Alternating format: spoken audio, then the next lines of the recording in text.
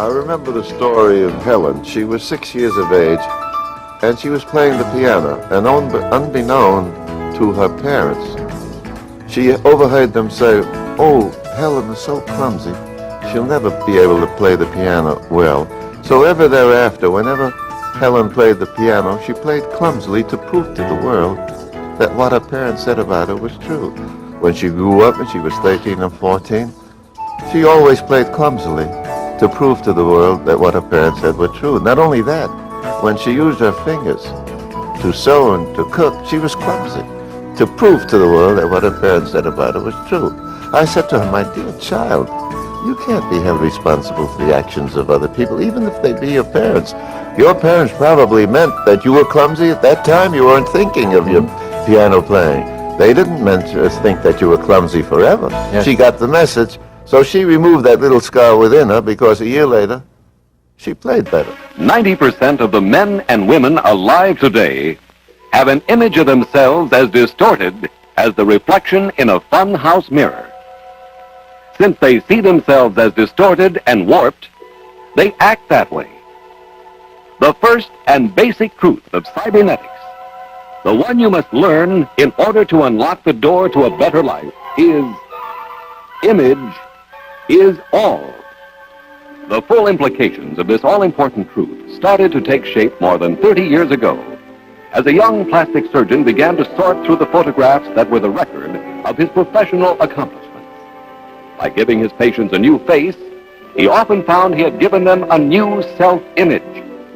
It was no longer necessary for them to hate themselves and to believe everyone else hated them too. But always, there were a few puzzling exceptions. Girls made beautiful again, men saved from ugliness, with no change in their personality. It was then Dr. Maltz began to be fully aware of the implications of self-image. What you are and look like to the rest of the world means nothing. All that counts is what you look like to yourself. You are happy or unhappy, sick or well, successful or unsuccessful, only as your own self-image demands that you be.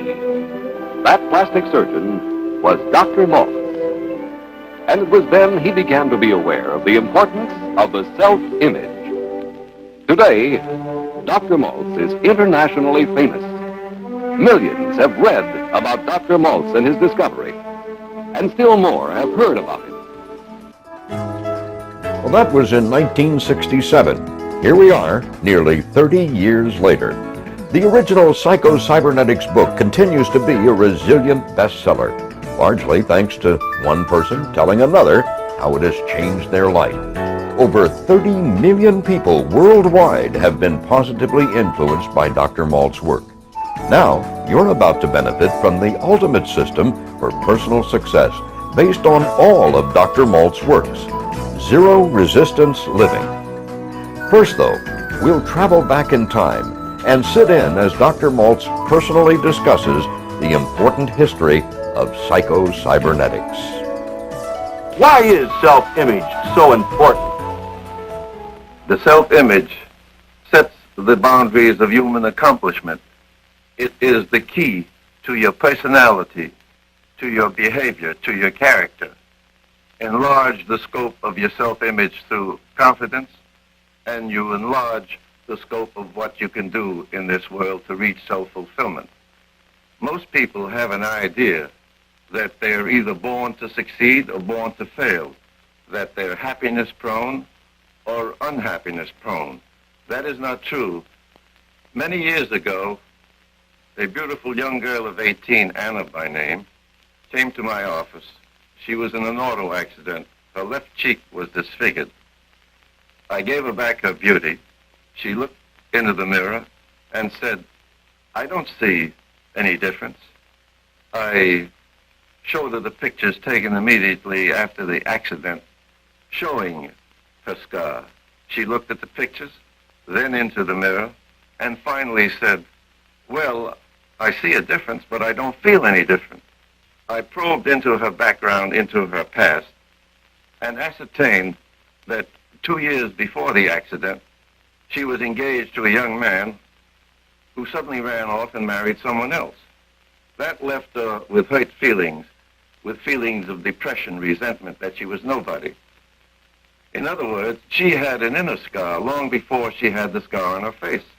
I said to her, "My dear child, you can't be held responsible for the actions of someone else." She got the message. A year later, she married another man. It suddenly dawned on me then that as a plastic surgeon, it might be a wonderful idea if I could write a book for the 90% of the people all the world over who have normal faces but some inner emotional scar, write a book for them to show them how they could be their own plastic surgeon and remove the scar within them that they put there, remove it like Anna did.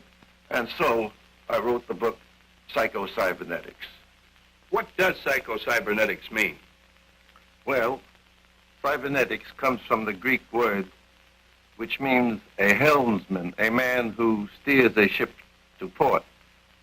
And psycho-cybernetics means steering your mind to a productive, useful goal so that you too can reach port. And what is your port? Peace of mind. My friend Salvador Dali, the famous Spanish painter, gave me a painting of his concept of psycho-cybernetics. In the center of this painting is a world divided in two parts. The left is a world in shadow from frustration. Here you have man's image shrunken to the size of a small potato, moving away from reality, from the world, towards the black angel of destruction. Below you see a ship without any sails, about to capsize in the rough seas of frustration. The other half of man's inner world is a world of sunlight through confidence. Here man's image is 10 feet tall, and he's walking towards the sun. A swallow is flying toward the sun. Below, you see a ship in calm waters about to reach port. And what is this port? Peace of mind. And so we, as individuals, must realize that we have two worlds within us. A world in shadow from frustration and a world in sunlight from confidence. And we can easily learn to walk away from this shadowed world of frustration into the dawn of a new world through confidence. Therefore, the first fundamentally important lesson of psycho-cybernetics is that you have a self-image and that you can change your self-image. I've heard that people are going to be the way they always are going to be by the time they're in grade school. How can older people change? Age doesn't mean anything, because at any age, if you learn that negative feelings make your image shrink to the size of a small potato, and if you learn to turn your back on the failures of the past and concentrate on the confidence of yesterday and use that confidence today, now, N-O-W, in your present undertaking, you will learn how to succeed in life. There are 11 other lessons or steps, and the second one is that you have a success mechanism within you, a self-servo mechanism that will steer your mind to a productive goal if you will let it. For example, when I want to pick up this pen, I pick it up successfully without effort. But as a child, I zigzagged many, many times before I knew how to do it successfully. I forgot the failures, and as a child, I just remembered the past successes and use it now as an adult. In the same way, you could learn to pick up success and happiness by forgetting your past. If in a present undertaking you want to achieve a goal, you call upon your past experiences, the sum total of which is in a tiny electronic computer, a tiny tape recorder in your midbrain.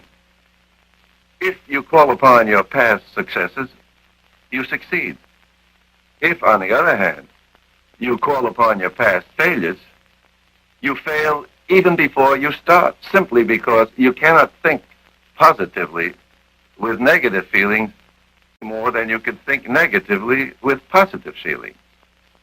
Therefore, your first two lessons of creative psycho-cybernetics are, one, that you have a self-image and that you can improve it.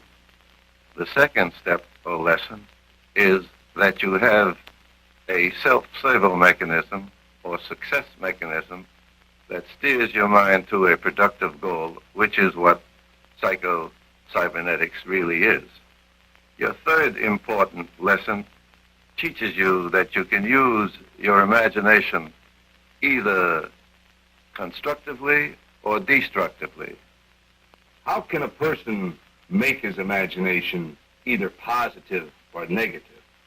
Well, because you are the product of your imagination, win, lose, or draw.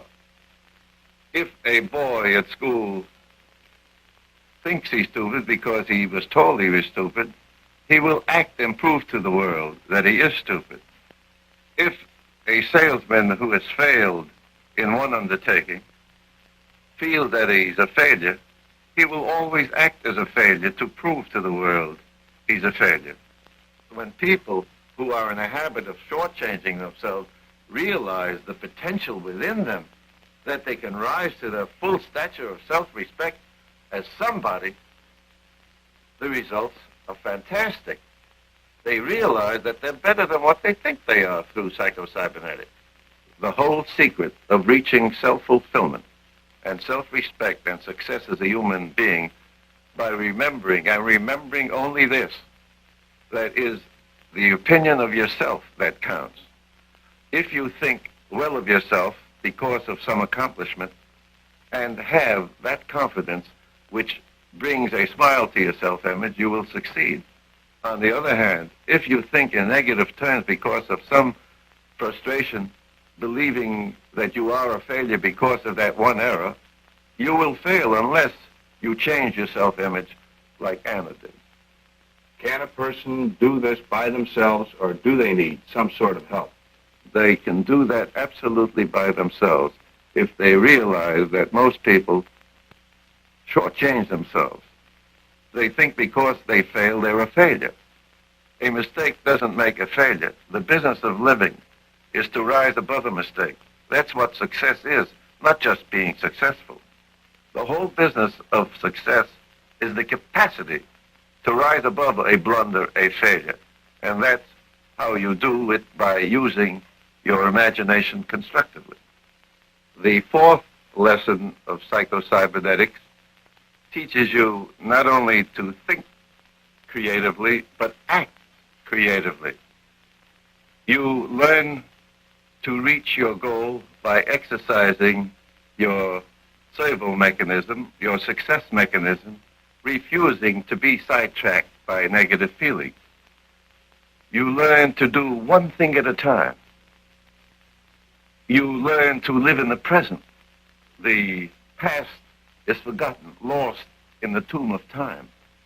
If a situation in the present defies solution, you sleep on it, not with it. And in that way, you permit your success mechanism to work subconsciously while you sleep. Will this work on everyone? It'll work on anyone who has negative feelings. And all of us at some time have negative feelings. But I'd like to stress one point. When I talk about frustration, I don't mean frustration during a day. Everyone has that. What I'm talking specifically about is chronic frustration, the problems of yesterday that you continually bring in to every day, where you carry 45 pounds of extra mental weight on your mental back. It's the repetition of this kind of negative feeling of the past that you carry into the present that makes it chronic frustration that I'm opposed to, and that you can turn your back on these negative feelings by concentrating on the past only if you remember the confidence of the past. You live in the present now, N-O-W. And you also learn the art of relaxation, which is the fifth important lesson of psycho-cybernetics. How do you relax with confidence so you can achieve success? You can program success like a computer is programmed. And you do that by forgetting your past failures, refusing to permit negative feelings of yesterday to dominate your chances for success today. Instead, you concentrate on your successes, on the confidence of past successes that you use in the present.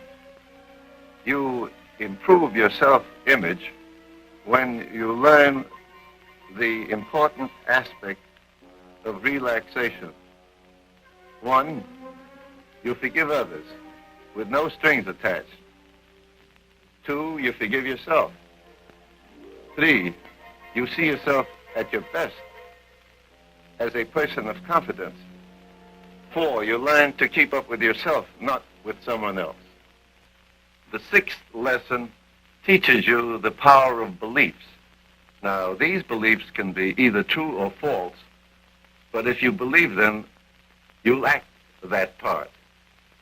Beliefs become habits, and habits are nothing more than self-hypnosis, just like you learn to brush your teeth. The important aspect of the sixth lesson is that you learn to dehypnotize yourself from negative beliefs as Anna did. You learn to live happily and successfully. There are 3 8-hour periods to a day. 8 hours for work, 8 hours for relaxation, and 8 hours for sleep.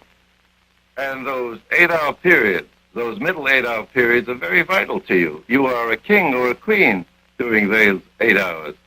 Who asked you to bring the troubles of your office into your home?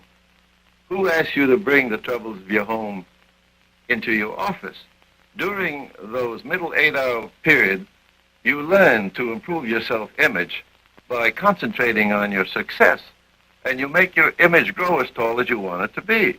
Which brings us to the 7th lesson, the quest for happiness. Believe it or not, happiness is a habit. You mean unhappiness is a habit, too? It's just as much a habit as happiness, and it's just as easy to be happy as unhappy. You must learn that happiness belongs to you, like your eyes, like your heart, like your pulse. You reach for it. But when you reach for it, you must remember that you must not step on other people's toes, and what's equally important, you must not step on your own toes with negative feelings. Regardless of your age, regardless of your calling, regardless of your training, experience, or education, one thing common to every human being is the desire to be happy. The 8th lesson or step in creative psycho-cybernetics teaches you the various phases of the success mechanism, which will make your image grow as tall as you want it to be. S-U-C-C-E-S-S. That spells success. S, a sense of direction, your goal. U, understanding, where you understand your needs and the needs of other people. C, courage. C, compassion. E, esteem, self-respect. S, self-acceptance, that you are somebody even though you've made a mistake, you rise above it. And finally, S, self-confidence. These are the 7 aspects of success that will make your image grow as tall as you want it to be.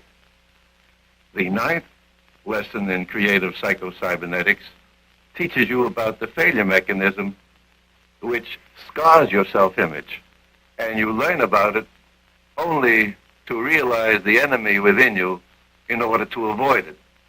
F-A-I-L-U-R-E, which spells failure.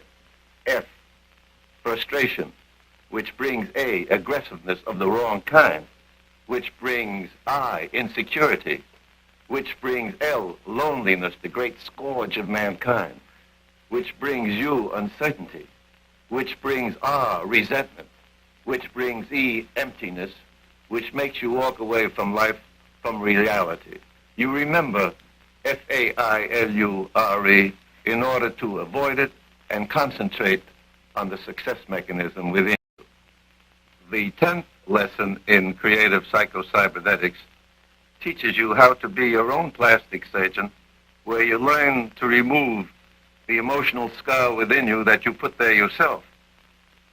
You learn to be your own plastic surgeon by remembering to be too big to be threatened, by remembering to be self-reliant, and by remembering to relax. The 11th lesson in creative psycho-cybernetics teaches you how to stand up under stress, how to change a crisis into an opportunity. Do you mean, Doctor, by positively approaching a stress, one can overcome this stress? Yes, by not only positively thinking about it, but doing something creatively about it. You learn how to stand up under stress when you learn to practice without pressure, like money players in sports. You tackle a problem realistically by exercising your servo mechanism, your success mechanism within you that will steer your mind to a productive goal. The 12th and final lesson of creative psycho-cybernetics teaches you that you can be a winner just as easily as you can be a loser. You can change your luck deliberately. How? By simply concentrating on these two important points. One, you refuse, absolutely refuse, to let your negative feelings like frustration make your image shrink and shrink and shrink to the size of a microbe. You concentrate on your confidences of the past and use it continually in the present undertaking until it becomes second nature to you. You can use it whenever you want to, and it's like instant confidence. You become a winner when you learn to be yourself by understanding your rights that you came into this world to succeed and not to fail, by selecting realistic goals to reach fulfillment, by exercising your creative success mechanism to achieve these goals. Now, these are the 12 fundamental points in creative psycho-cybernetics that will teach you to reach self-fulfillment as a human being, to be successful and happy. Dr. Maltz has been lecturing before many audiences throughout the United States. And during his tenure of time, many questions have been asked. A list of those most frequently asked has been compiled. Can you tell me how we can be ourselves? Yes. Regardless of age or career, whether you're a student or a teacher, a doctor or a nurse, a lawyer or secretary, a salesman or a manager, the important thing to realize is that you can't be a friend to others unless you're a friend to yourself first. You can't be a success with others unless you're a success with yourself first. You can't have the love of other people unless you have the love of yourself first. Even though you've made a blunder, you must learn to rise above it. It means hard work, but it's the greatest adventure in your whole life, something worth fighting for. You program yourself for countless goals, and when you reach one goal, the business of creative living is to reach for another. How does this differ from positive thinking? That's a very good question. Now, positive thinking says what it means. Think positively. Now, creative psycho-cybernetics means more than thinking. You think creatively, but you change that thought into a creative performance. In other words, psycho-cybernetics means doing, when? Now. Is this a form of psychoanalysis? No, it isn't, but it goes further than that. Psychoanalysis delves into the past, which is perfectly all right. But what is vital is that suppose you know about the past. What are you going to do about your life now, N-O-W? And creative psycho-cybernetics means living creatively now, regardless of what the past is. Dr. Malt's remarkable insight into human behavior and performance improvement spread through all sports, corporate America, and the professions. Today, thousands are rediscovering the power of psycho-cybernetics, and thousands more are discovering these ideas for the first time. In any case, the techniques developed by Dr. Maltz were far ahead of the time, and they are timeless. Maybe even more important and valuable today than ever before. Let's take a look at some of these key ideas. One of my problems in playing the trumpet, as well as other areas of my life, is I can rehearse something over and over again, but the minute I get in a tense situation or get in public or have a solo or an exposed part, I make a mistake. Well, as I begin to listen to the tapes and put into practice the ideas in that, I discovered that wasn't the real me that was making the mistakes. And as soon as I discovered who I really was and was able to put to work the exercises, the relaxation, then when I came to those scary spots in public and I began to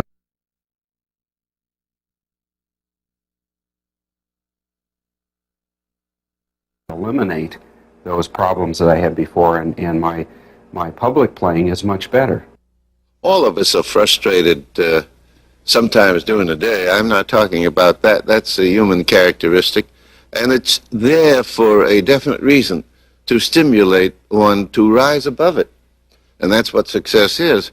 I'm talking about chronic frustration, some hurt feeling, some agony of distress, some heartache, some grief, some guilt of the past that we carry on our mental backs day in and day out, many, many years thereafter. So that's the frustration I'm talking about. And if we know these red light signs, we can avoid them. They have fear involved in it. We come into this world in uncertainty. We live in it, and we pass on in uncertainty. But the business of living is to rise above uncertainty, to bend it to our will. Frustration has an element of retreat. Just because you've made a mistake, you retreat from life. You can't do that. In that instance, you sort of surrender your self-image, your dignity. You can't do that either, because the only treasure house you have within you is your self-respect. And if you're going to deny it expression, no one else will help you. So that when you practice this chronic frustration, dramatically speaking, you're like a traitor to yourself. You take a knife and symbolically kill yourself, and you needn't do that. So that when you refuse to turn your back on negative feelings, you put yourself in a position where you're like permitting termites within you to bore holes into your spiritual being, letting the fluids of your life force disappear down the drain. When people realize these dramatic aspects of it, that when you just hold on to negative feelings constantly, and that you're no more than a failure just because you failed, in these instances you practice chronic frustration, and you become much less than what you're capable of being. Our inner commands, and we respond to, see, we just both responded to the telephone. We're so conditioned that we'll stop doing about anything. I mean, we'll actually even get out of a bathtub soaking wet to answer the phone. So you're saying that we have commands that are embedded in our self-conscious that are that strong, that powerful. Right. We live inside two boxes. One, the big box, the solid line represents real limits, and we all have some real limits. But inside that box, the much smaller box shown with the dotted line is made up of self-imposed limits. Now, we manufacture these limits from things we've been taught, been conditioned to believe about ourselves and the world around us. For example, if as a youngster you heard a lot of things like poor but honest, money doesn't grow on trees, don't be a show-off, money can't buy happiness, a day late and a dollar short, that's just the way I am. These have become embedded commands that now limit your ability to enjoy financial success. But did these ideas come from people qualified to teach you about financial success? Echolalia is a medical term for the repetition of words and phrases picked up from others until they become beliefs. These inner limitations reset your thermostats and restrict your ability to learn, to enjoy health, to relax, to handle stress, even to love. Psycho-Cybernetics gives you many skills for resetting your thermostats and expanding your abilities. These skills make things that are now difficult for you remarkably easy. Lee, how does the automatic success mechanism work? Well, if you'll get on this bicycle, I'll show you. I was afraid of that. Okay, now I'd like for you to put your feet up on the pedals, but don't move forward. Oh, obviously a bicycle was not meant just to sit on, was it? That's exactly right. That bicycle was designed to work best when it and its rider are moving forward. Then what is the point? We human beings were also designed to work best when we are moving forward towards goals that are interesting and meaningful to us. We are natural goal-seeking mechanisms. We feel best, we're healthiest, we enjoy life most, and we get along with others best when we are progressing towards goals. I buy that. I'm at my best when I'm working towards a goal, but then why don't more people actually set goals and achieve their goals? Many people sabotage their goal-seeking mechanism with doubts, worry, frustration, confusion, and insecurity. Some people are boxed in by their past programming and embedded commands. When they try to use goals, they don't get good results because of all that interference. So psycho-cybernetics can actually get rid of all of the interference that we have in our lives. That's right. Dr. Maltz used the principles of missile navigation technology to develop skills that lock people in on their goals, totally insulated from negative interference. It starts with a psycho-cybernetic skill called clearing the calculator. Before you can use this calculator to solve new problems, you have to hit the clear button and clear it of old data and old problems. When Dr. Maltz talks about emotional surgery, he's clearing out all the old negative data and interference so that the automatic success mechanism is free to work. That's exactly right. Let's look at another one of these skills. Okay. This one is called rehearsal in the theater of your mind. Watch the monitor and we'll see how it works. Famous champion golfer Ben Hogan told Time magazine that he made each golf shot in his imagination, not just visualizing it, but actually feeling it, experiencing it before making the shot. Ben said this gave him perfect muscle memory. Synthetic successful experience leads to actual successful experience. Through rehearsal in the theater of your mind, you can build up success reflexes and automatic success behaviors. Here's how this works in everyday life. I first got a copy of Psycho-Cybernetics about 10 years ago when I was training heavily for the Olympics.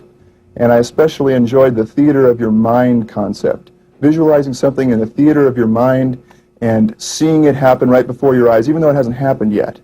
And that worked with me in my training, and the achievements I've made, I think I can attribute a lot of them to the visualization techniques that I was able to use. And now with Liberty Financial, we founded it in 1986. The company is currently growing at 15% a month, and I'm just constantly visualizing, and I'm constantly achieving as a result of the visualization.